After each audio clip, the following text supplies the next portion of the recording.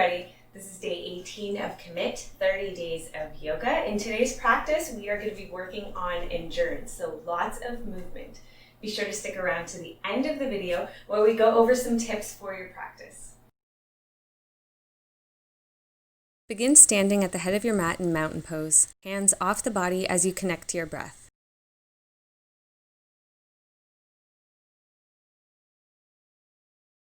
We're going to start with a little warm-up flow. Inhale to upward salute. Exhale, forward fold. Inhale, half lift. Exhale, fold. Inhale to upward salute. Exhale, hands to heart. Take a breath. Let's do that 2 more times. Inhale, upward salute.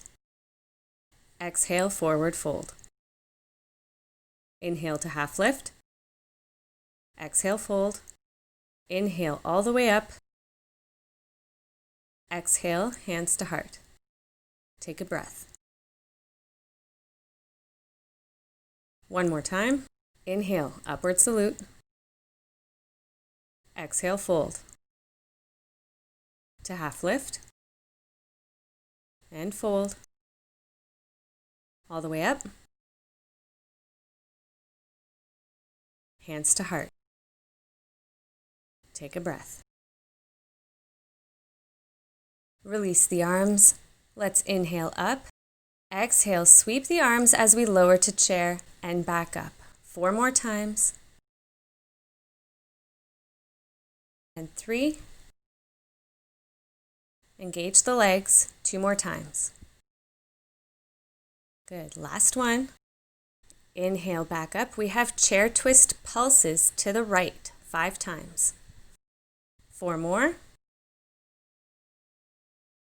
3 more. 2. Last one. Arms up. Chair twists to the left for 5. 4. 3 more. 2. And 1. Return to standing, release the arms, and adjust as necessary, taking a few breaths here.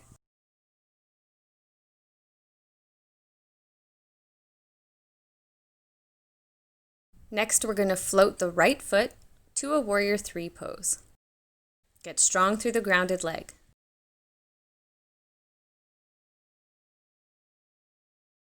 Keep the right leg extended as you reach your hands down to the mat. We're going to go into Shiva squats now, 5 times. Tapping the right knee to the back of the left leg. And extend. 4 more times. 3. 2.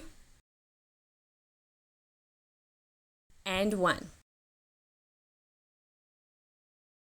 Lower the foot down to a forward fold. Inhale, half lift, flat back. Exhale, fold. To upward salute. Hands to heart. Take a breath. Let's do that on the opposite side. Floating the left leg back to warrior 3.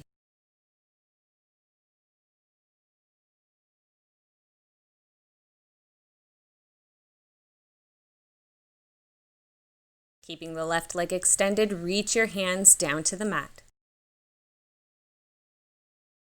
To Shiva squats, left knee taps the back of the right leg 5 times. 4. 3. 2. And last one. Lower the left foot. Halfway lift. And fold. Inhale to upward salute. Exhale, hands to heart. Take a few breaths.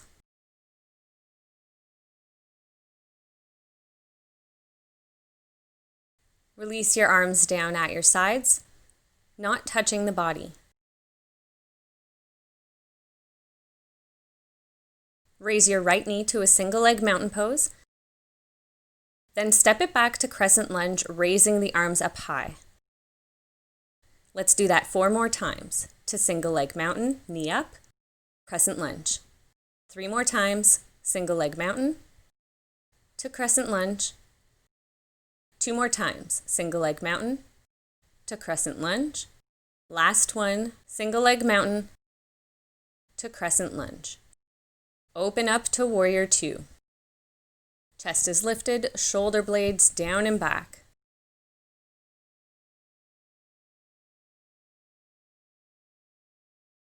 Sweep the right arm through a big circle forward across the front of the body 5 times.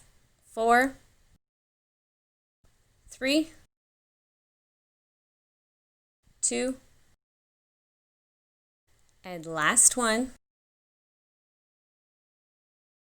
To extended side angle.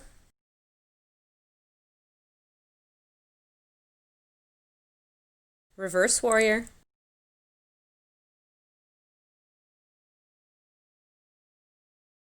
Straighten the front leg to triangle pose.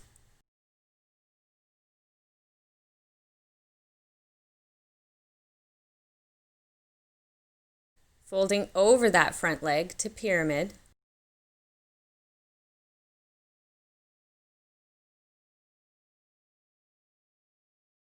Stepping back to downward facing dog. Raise the right leg up to 3-legged dog. Draw the knee down center for knee pulls 5 times. 4, 3, 2, and 1. Lower the leg to down dog. Make your way to plank. We're going to move through rotating planks, opening up to the right side, coming through plank, opening up to the left. 4 more times on each side, opening up to the right, to the left. 3 more times, right, then left. 2 more times, right, and left. Last time, right, and left. Return to plank. Flow through chaturanga, upward facing dog.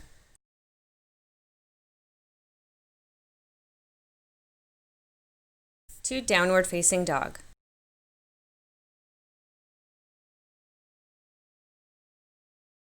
Gaze forward, walk or hop to the front of your mat to a forward fold.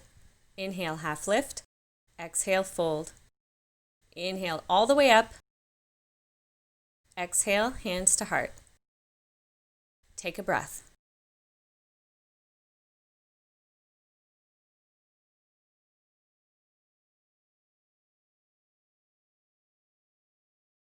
Arms at your sides, hands off the body. Raise the left knee in single leg mountain. Step it back to crescent lunge, arms up. 4 more times. Single leg mountain, knee up to crescent lunge. 3 more, single leg mountain to crescent lunge. 2 more times, single leg mountain to crescent lunge. And last time, single leg mountain to crescent lunge. Open up to warrior 2.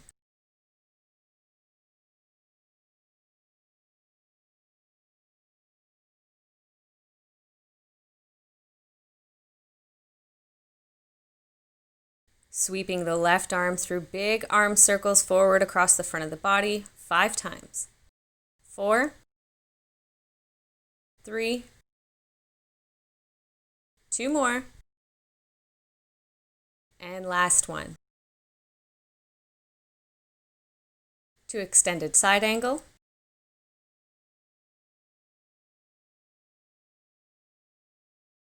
Reverse warrior.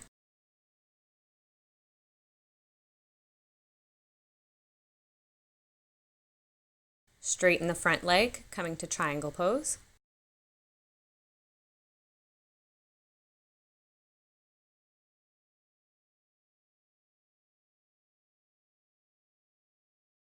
Fold over the front leg in pyramid pose.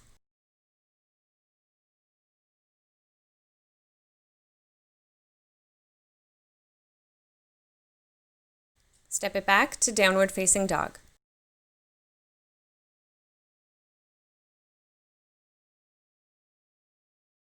Raise the right leg to three-legged dog. Knee pulls down center 5 times. 4, 3, 2,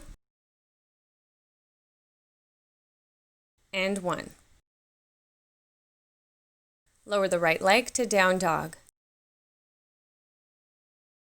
Hinge to plank, to rotating planks opening up to the left. Coming through plank, opening up to the right. 4 more times on each side, to the left and right. 3 more times, left and right. 2 more to go, we've got this. Left side and right. 1 more time to the left and to the right. Returning to plank. Flow through chaturanga, upward facing dog,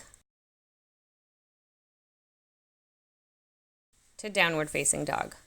In down dog, we're going to reach the right hand to tap the left ankle, then left hand to tap the right ankle. 4 more times. Right cross tap, left cross tap. 3 more times. 2 more. And last set. Good. From down dog, walk your hands back to meet your feet in a forward fold.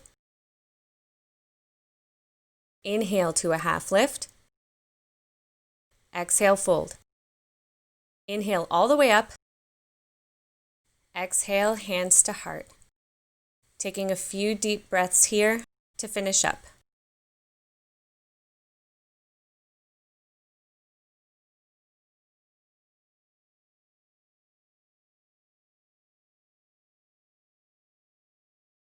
Let's talk about the differences between Warrior One pose and a Crescent Lunge. There's a lot of confusion sometimes about what the differences are, and I find there to be about 3 major differences that play an important role in differentiating these 2 poses. So let's start with a Crescent Lunge and line it up. So beginning at the front of your mat, we're going to step our right foot back. And as we step it back, we're going to step it back and out because we want to keep those feet about hip distance apart. So again, we're not standing on a tightrope, we're standing on train tracks. So lots of stability in a Crescent Lunge. And so that's the first major difference between Crescent Lunge and Warrior One pose, and you'll see why after. So once that foot is back, we're going to keep that heel elevated, and we want to actually bring the heel above the toes. That's the goal here. So bringing the heel above the toes, keeping that back leg straight. And then this front knee here, we want that to line up over the ankle.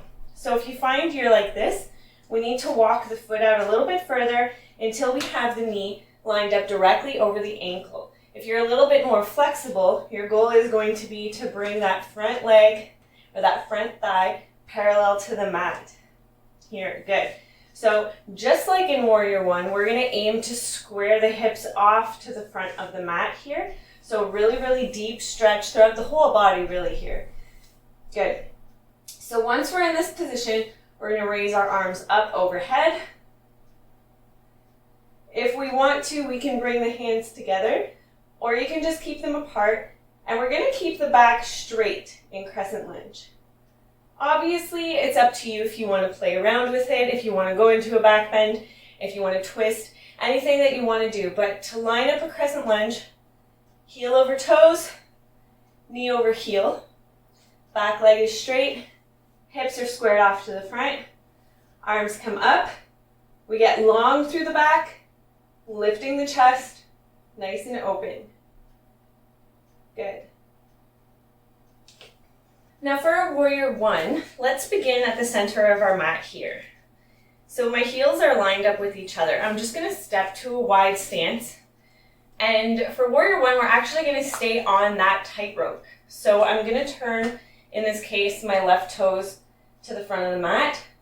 My right foot is gonna turn to a 45-degree angle, and my heel is going to stay grounded. So that's another difference. So difference number one between crescent lunge and warrior one that I find makes the biggest difference is that in warrior one, we are lined up on a tightrope and not on train tracks like we are with crescent lunge. So there's a little bit more stability in a crescent lunge than there is in a warrior one. The second difference is that in a crescent lunge, our back heel is raised and both toes are pointing forward towards the front of the mat. Whereas in warrior one, only the front foot is pointing forward, our back foot is turned out to a 45-degree angle, and the heel remains grounded on the mat. So it makes it a lot more difficult in a warrior one pose to square the hips off to the front of the mat. And a lot of people find that they have trouble throughout their back knee when they try to do that. So it's just a guide. Your hips don't have to be perfectly squared to the front of the mat, but that's the goal. So that's the motion that we're doing, and that's where you're putting tension. So we're gonna bend through the front knee just like we did in our crescent lunge. Again, for the more flexible yogis, your goal is gonna be to bring that thigh parallel to the mat. Again, just like in crescent lunge and in any pose similar to this, we're gonna aim to line up that knee directly above the ankle of the front foot. So if you find that you're coming past it, we're gonna draw it in. Now we're a little bit more likely, because of the way we're positioned here, in a warrior one to turn that knee in to try to balance the body for support. So in warrior one especially, really important to make sure that that front knee is lined up with the foot, pointing in the same direction and not turning in or coming too far out, but that's less likely. So in this case, with my left leg forward, I can take my hands to my hips here for a little bit of guidance. I'm going to take my left hand and I'm going to draw my left hip back and I'm going to push my right hip forward. Okay, that's going to help me square off. And that tension that I feel here, so tension on the right side and that drawback in the left side is what I'm going to hold. So bending through that front knee, holding here, square the hips off to the front, bring the arms up, and we find a little bit of a back bend. That's the third difference. In warrior one, we want that slight bend in the back. And it's actually when we do square off the hips, it becomes a natural progression in the upper body that we do bend a little bit in the back as soon as we lift the chest because of the way that we're positioned. So difference number one, crescent lunge. We're on train tracks, not a tightrope. Warrior one, we're lining up the heels of the feet with each other. Okay, so second difference, in crescent lunge, both toes are pointing forward and the back heel is lifted. And in warrior one, only the front foot points forward, the back foot is turned out to 45 degrees and the heel stays grounded. Crescent lunge, the back stays straight. Warrior one, we find a small back bend. Good, so in both cases, obviously we hold the pose for about 5 breaths or 30 seconds before we release. And these are all just tips. It's all just a guide. When we talk about squaring the hips off to the front of the mat in warrior one, that's something that becomes really stressful for people, I think, because of that back leg and what's happening there. So that's something that comes over time, that elongation here. And it is, again, just a guide. So you find that movement, you use your hands to guide you there and know exactly what it feels like, and then tighten up and hold. If you slack out a little bit, that's okay. Just keep your shoulders squared off to the front of the mat and your hips are going to try to follow as much as possible.